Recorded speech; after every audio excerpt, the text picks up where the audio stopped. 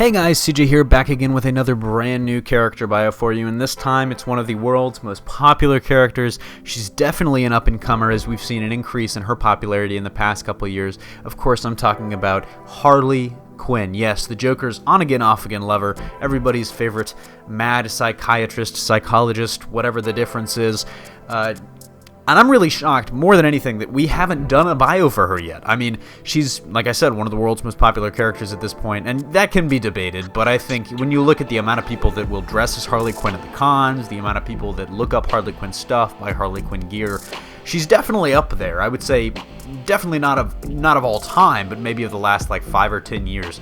But I'm really shocked that we haven't done a bio for her. I mean, she's one of our most requested characters.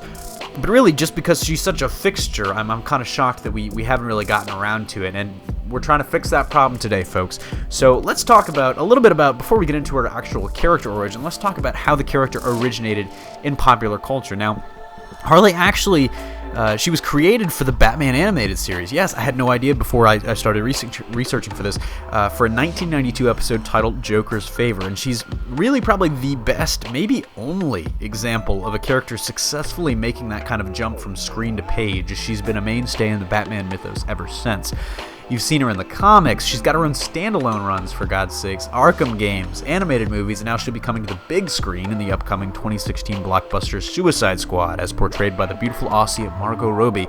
Very much looking forward to that, if I do say so myself. And so it's really interesting when you consider how her character came to be. Like I said, I think she's really the only example of a character really that was created for the animated series, successfully transitioning to being a page character and becoming such a major page character. It's incredible to me. So now let's get into her actual character origin in the comics. Now, to find out where Harley Quinn got her start, we have to go back to a relatively normal, bright girl from Brooklyn. Harley was once Harleen Quinzel, a gifted psychology student from Brooklyn, New York. Her hard work and studying was rewarded with what might have been considered her dream job, a psychiatrist at the infamous Arkham Asylum in Gotham City. Now, one of her early subjects was a source of great fascination to her. It might have been the reason she wanted the job in the first place, the Joker. She was very confident. She actually believed that he had been misdiagnosed in the past, and nobody could seem, it's the Joker, he's an enigma, nobody could seem to get inside his head, to really understand what was going on. And so she pleaded for months with the Arkham doctors to let her analyze him, and finally she got her shot. But things backfired when she did get her chance, as she was seduced by the madman and helped him escape. And it's a really interesting story of how that happened. Is Harley's father had been murdered by someone who escaped conviction because he had enough connections, and the Joker kind of won her over by presenting her with this man's finger and saying, it's like, justice has been done, I've got you. And that kind of started the snowball effect, and eventually she was just madly in love with him, and she helped him escape. She actually killed a couple guards and helped him escape, and the Joker then took his new pawn/lover/ward to the site of his origin, which was the Ace Chemicals plant. He dumped Harley into a vat of the same chemicals he was exposed to, and when she emerged, she was, much like the Joker himself, not quite all there, to say the least. He gave her the name Harley Quinn, signaling the beginning of their new partnership, and massive crime spree ensues. Now, of course, Harley Quinn and the Joker, you think of them together, but they actually are quite separable. I wouldn't say they're inseparable by any stretch of the imagination, especially in recent memory. And since then, Harley's allegiances have definitely run the gambit, especially since the New 52 started. I mean, she's teamed with the Joker, and then the Joker kind of left for a while, and she was on her own, and she tried to be good for a time, in her own way, of course. I mean, she was murdering people left and right, but for a good reason, I guess. Ultimately, she ended up joining the Suicide Squad for a while, and then she escaped, and then she rejoined at Amanda Waller's insistence. Her resume is about as crazy and all over the place as she is, but what's really the most interesting thing about her New 52 track record is that they've largely steered away from the familiar territory of her and the Joker, just as a pair, and really explored who she is without the Clown Prince of Crime. And I would attribute much of this to the great writing team she's had, but we'll get to that in a minute. Now, Harley's got probably the shortest list of abilities and powers that we've ever done, and this is why this is going to be a fairly quick bio. really, she's a pretty simple gal. I mean, literally, her sole ability, her sole power, I guess you could say, is her resistance to most toxins and poisons, and that comes in handy when you're hanging out with the Joker. I mean, he's got his Joker toxin, but not only is she immune to that Joker toxin, she's also immune to a wider variety of most toxins, even including Poison Ivy's incapacitating touch. And beyond that, she actually is quite intelligent. She went to school and got her degree in psychology and psychoanalysis, as well as she's actually an incredibly agile as an experienced gymnast. And I guess that's what...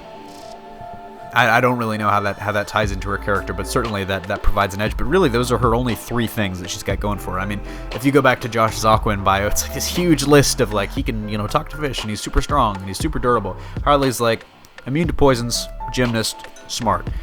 And that's about it. She's smart but crazy. So, and now, I mean, we don't have a slide for this, but I like to do a little recommended reading for you guys. Especially, Harley Quinn is one of those characters that's so much around in like the movies now, the animated movies, I mean, in the games. You might really not know of a ton of books that she's in, and there are a couple that I would recommend to you. And a lot of these are actually older books. From the New 52, of course, her standalone I've heard is actually pretty good, and her Villains Month issue was also very good. But really, the main ones I want to talk about are there's this one iconic story called Mad Love. It's a 1994 Paul Dini one-shot that recounts Harley's origin as set in the continuity of the animated series she originated in. And this was actually considered too violent for a time, but it was later adapted into an episode of the animated show. So it's kind of weird. It's like Harley originated, and Dini, who was involved with the animated show, was like, okay, we're going to make a standalone comic story. So they took it off the screen onto the page, and then back from the page onto the screen again. It's a really interesting chain of events. And next, it's actually another Dini work, Gotham City Sirens, this one from much more recently. I think it was 2008 or 2009. And this book took place during the period in the late 2000s when Bruce Wayne was presumed dead, and Dick Grayson actually wore the bat cowl. And it's centered around Batman's iconic female villains, so, Catwoman, Poison Ivy, and of course Harley. And Harley's pre-New 52 solo book was also fantastic, so that kind of rounds out the recommended reading for you. And her New 52 book, I'm given to understand, is actually very good as well. So that about wraps it up here for me. Harley Quinn, such an iconic figure now, especially as far as Batman villains go. She's the mainstay in popular culture. I really can't wait to see Margot Robbie portray her. So what are your thoughts on Harley Quinn? Do you have a favorite Harley Quinn moment or appearance? I would have to say... Actually, I might say Arkham City. I mean, the animated series gives her a lot of run time. She's got a lot of screen presence in the animated series, but I think Arkham City is really where she's shined the most. So what is your favorite Harley Quinn moment? And don't forget, of course, to vote. A lot of you are still suggesting these character bios in the comments. Go vote. We've got a poll now. It's going to be in the description. You see it all along the top of all of these slides. Go vote for who you want. We're turning this over to you guys. We don't want to just arbitrarily decide anymore. We want to give the people what they want. So, of course, that about wraps it up for me here. So, signing off, this is CJ, and I'll see you next time. Oh, hey.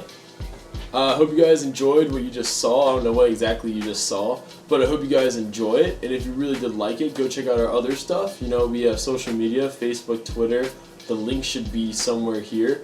Also, we have other channels too. We have our movie video game channel. We have our music channel. Obviously, our comic book channel too, because we do all that entertainment awesomeness. We also have a website. Go to our website, HyperNetworkYT.com. And check out our other videos. That's all I really have to say. It's Josh, and I hope you guys enjoyed what you watched.